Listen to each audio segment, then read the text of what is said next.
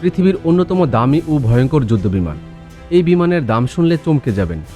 এই একটি যুদ্ধবিমানের দাম প্রায় $350 মিলিয়ন, আর তার নাম F-22 র্যাপটর। তৈরি করেছে আমেরিকান বিমান ও প্রতিরক্ষা কোম্পানি লোকহেড মার্টিন।